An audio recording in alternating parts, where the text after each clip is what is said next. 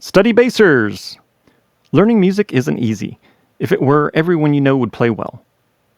Think of all of the people you know. It's likely that the majority of them can't play music well or at all.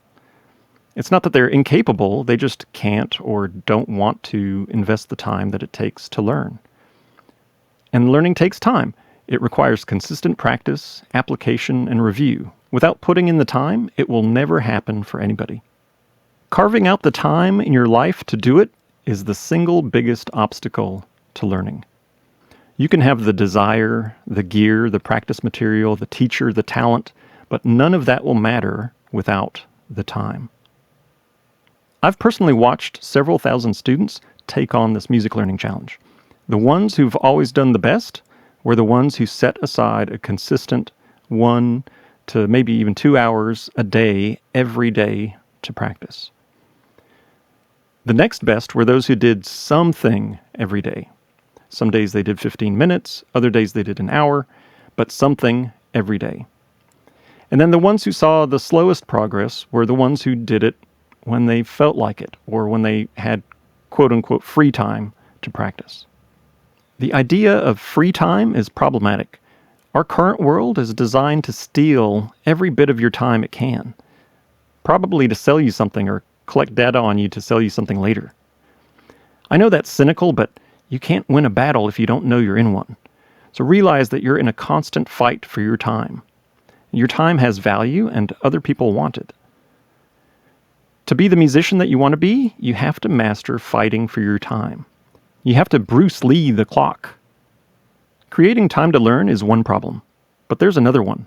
You. Specifically, not enough self-respect. I don't mean that you hate yourself. I mean, you are likely more respectful of others than you are of yourself.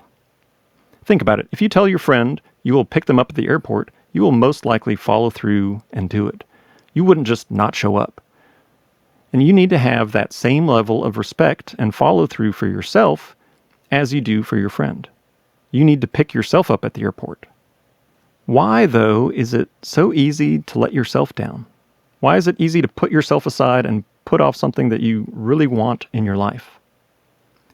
It's because you're the only one in the transaction. It's just you. It's not another person that you are letting down. You won't be embarrassed and your reputation won't suffer. You won't lose any social points. But this is important. You matter. Your goals matter. Your music, literally and metaphorically, matters. I'm not suggesting that you abandon all of your responsibilities, but you need to realize that you matter and you deserve to treat yourself well, just like you treat others.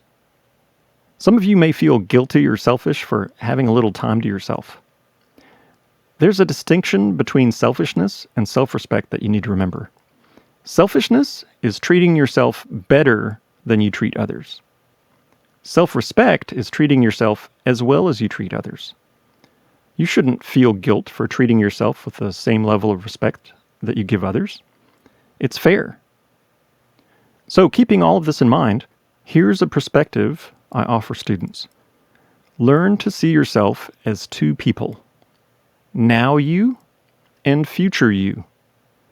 Let's nickname future you Feudy. Feudy is your friend, and they should probably be your best friend because of all of your friends, Feudy is not ever going anywhere.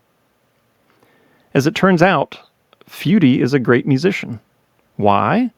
Because now you followed through on all of those commitments and promises to that other person, Feudy. You don't disrespect your friends. If you tell them you're going to do something for them, you do it, right?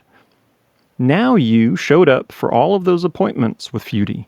Now you kept all of those promises made to that other person, Feudy. Now you always took Feudy to all of those lessons and practice sessions. Now get this. Not only did now you always respectfully make all of those daily practice appointments with Feudy, you and Feudy had a great time at all of those meetings. It was a blast.